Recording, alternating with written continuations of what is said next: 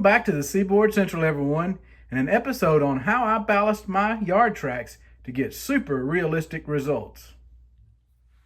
As you can see here, I've already started the process of ballasting the tracks, and you can see the passing siding's been done, the main line, and tracks 1 and 2. All 4 of these tracks have already been ballasted. Now the other tracks, all they have is the textured paint that's been added to the roadbed underneath the track. And it makes it look like it's temporarily ballasted, but it's really not. So what we're going to be working on today is ballasting this track number 3.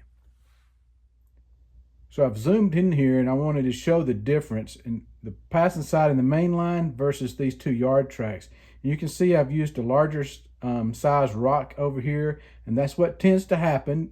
Main lines generally get a larger size rock versus the yard tracks. They get a smaller rock. And to simulate that smaller rock, I chose an N-scale size ballast versus a HO scale size ballast on the main line. So looking at these 2 yard tracks, you can see where cars have spilled product on the tracks. Also, the tracks tend not to be as well manicured as, say, the main line. So you might see ballast on top of the ties in a yard. And also you can notice that the color, it's not all uniform, it's different colors. And so I'm going to show you how we can recreate that look. So for my layout, I use products from Arizona Rock and Mineral and Scenic Express. And one reason I like them is because it's from real rock. Other companies like Woodland Scenics will use ground up walnut shells. And the problem comes when you try to secure the ballast. A lot of times that product will float, or since this is real rock, it's heavier, it'll stay put. So this is not necessary, but I did pick this up at Fusion Scale Hobbies to see, give it a shot to spread the ballast. Although you can just use a regular cup, that works fine. I also like to use a foam brush, like a small foam brush like this, and just a regular old paintbrush. Something that's definitely needed is a canister, empty canister. I just reused this canister, and I put my formula for my yard ballast mix, and that's what we're going to create. I'm just going to use this cup as a measuring cup. I drew a black line there so I can keep everything equal. Also on my canister here, I've got the formula. You can see 3 parts of the Arizona Rock and Mineral N-Scale CSX SP blend, 3 parts Arizona Rock and Mineral N-Scale NS-CSX blend, 2 parts of the Scenic Express number 50 light gray, 1 part of the Scenic Express number 50 dark gray, and 1 part of the Arizona Rock and Mineral, and I will not pronounce this correctly, but it looks like Kaibab limestone. So these Arizona Rock and Mineral products come in bags like this. To make it easier, I just put them in some older Woodland Scenics containers I had lying around. I can put about 2 or 3 bags inside of one of these, and it's just easier for me to keep up with them. So the first thing I want to do is create my mix. So I'll just empty this out into the container. Doesn't have to be exact, but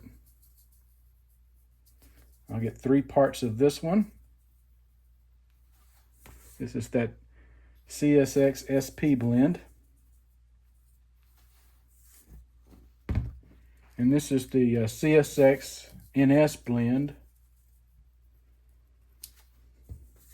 Interesting fact, this particular rock, the CSX NS blend, actually comes from a quarry that's not too far from where I live, which is pretty interesting. I guess they have the rock shipped to them, and they got machines to just grind it up. You see here, Kennesaw, Georgia blend. All right, next up is this Scenic Express number 50 light gray. I've got 2 parts of it.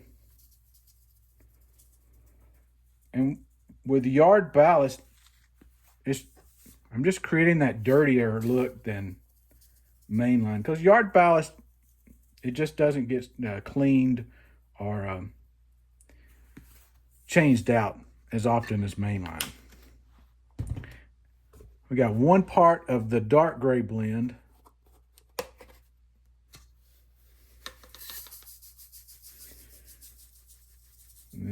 And the reason why, you'll see this is pretty dark. It almost looks black.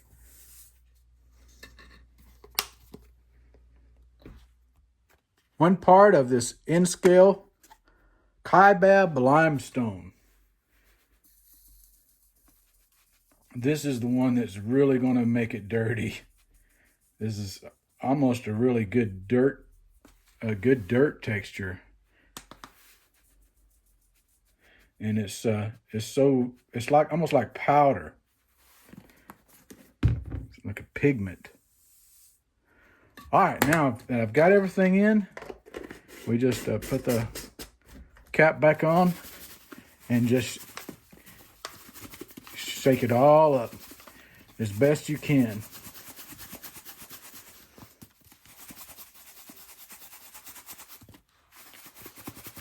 And there's probably enough to do half of this yard.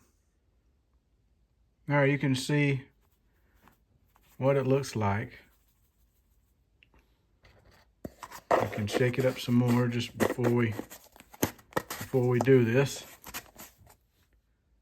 All right, to make this easier, I've got my little cup here, and I'll just pour some out in it.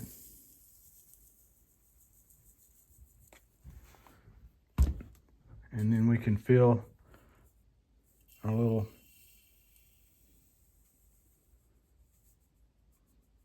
ballast tool up. And we just pull this along the track.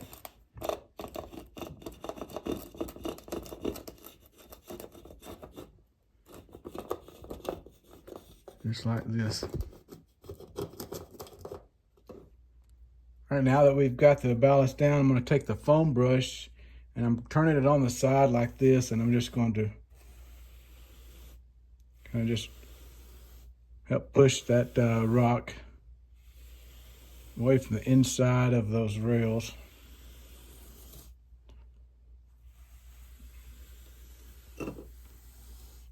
Like I say, yard tracks, they don't have to be perfect, because they're not in real life, for sure. Then I'll come along with the other brush, and the big thing I want to do is just make sure that flangeway is clear. If it leaves some rock on the outside of that rail, or in between somehow, it doesn't matter, because that's the way it is in real life.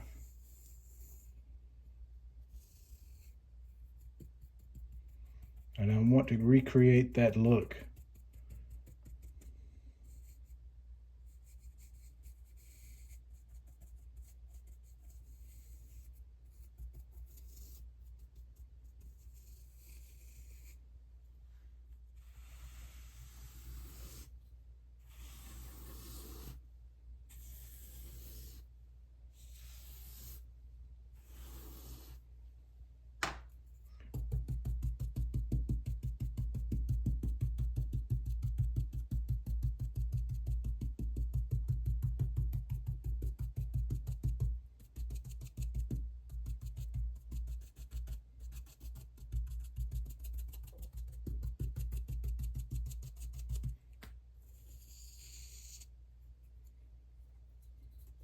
One thing you can do is take this brush and kind of just tamp it down.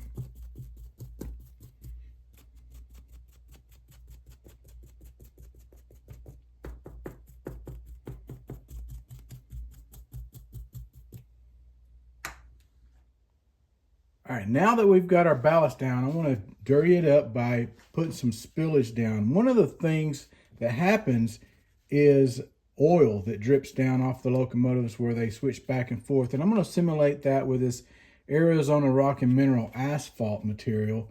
And what I want to do is I'm just going to sprinkle a little bit in the middle of the track right here.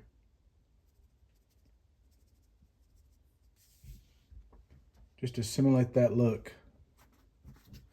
Maybe a little bit more. And it'll look where the locomotive had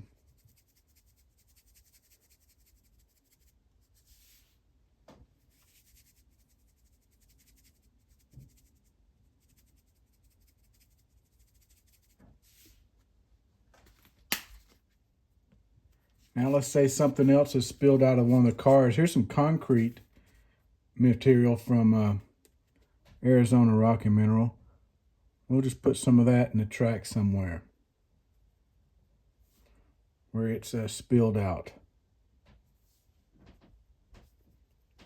Just here and there, just randomly. Do the same thing with that Kaibab limestone.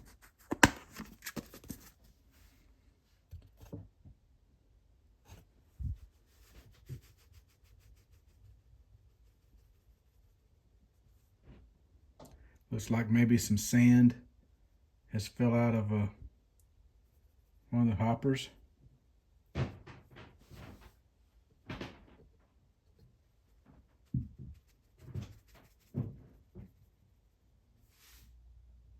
Here's some of the industrial dirt. We can try a little bit of that. Maybe in a little section of the track.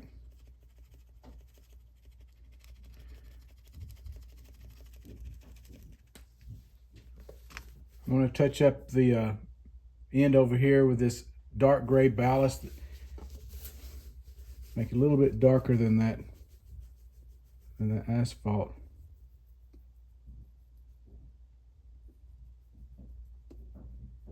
In that switch.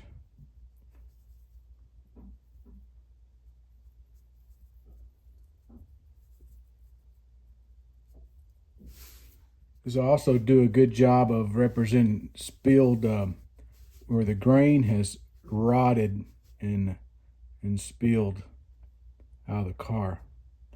And also carbon black. Since carbon black does come to this yard, it would make sense for you'd see carbon black in places.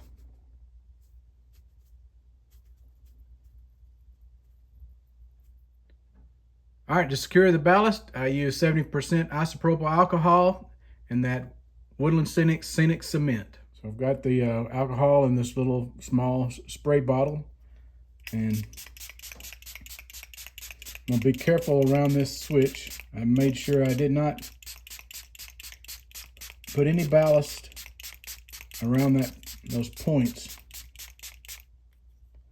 because I did not want to mess those points up. And it's good that I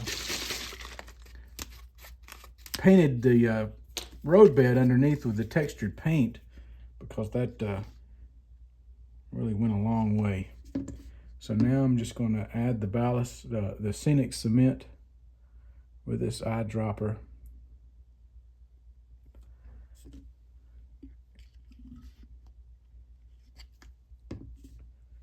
Some people use water and a little dishwashing detergent instead of the alcohol. I prefer the alcohol. Others will use diluted white glue. I just have good results with this scenic cement from Woodland Scenics, and that's what I generally prefer. I just work a little small section at a time because that alcohol will evaporate pretty quickly. Whenever you see the glue puddling up, you know you've got enough there. After the scenic cement's had about 24 hours to fully dry, I come in with some weathering pastels. These are pan pastels to add some little touches around the track. I can got various size brushes that I can use. And so in this case, around this switch, I'm going to use this larger one. And I'm going with this black one. And I'm just going to highlight the areas where that oil has dripped, especially around these switch point area. It gets oiled a lot, so it tends to be darker.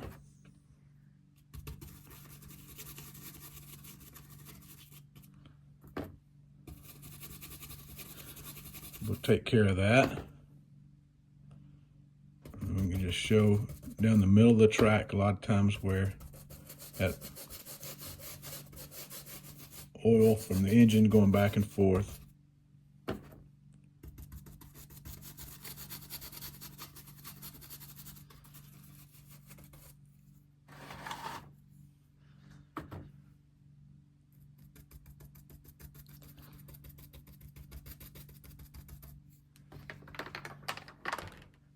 And have one larger brush, I can kind of fan that out to soften it.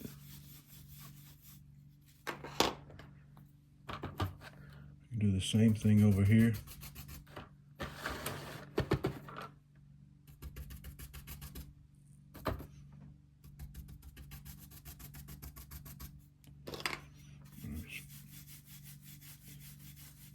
Fan that out. This is just weathering the tracks. Now for the side of the rail, I'm going to take the smaller brush, and I've got some different colors. A lot of times rail will be this right here. This is a raw umber. Yep, raw umber. You can hit the sides of the rails. And that really helps to highlight that. Depending how long if the rail's been used a lot, it'll be this raw umber color. If it's been sitting where cars haven't moved over it a while, then it'll get a more of an iron oxide color, something like this. And sometimes you can even add one of these colors around the joints. A little rustier color.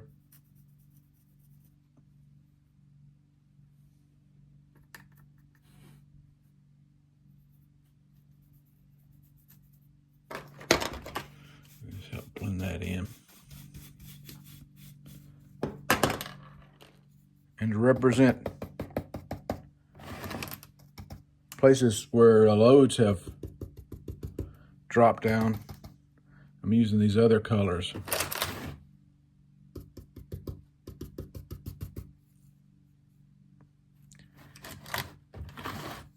And even use a black where maybe some carbon black is sitting.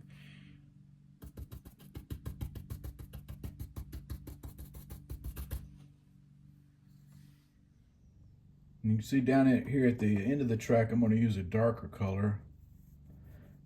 Cars often don't get down here, so this rail is a little more rusty.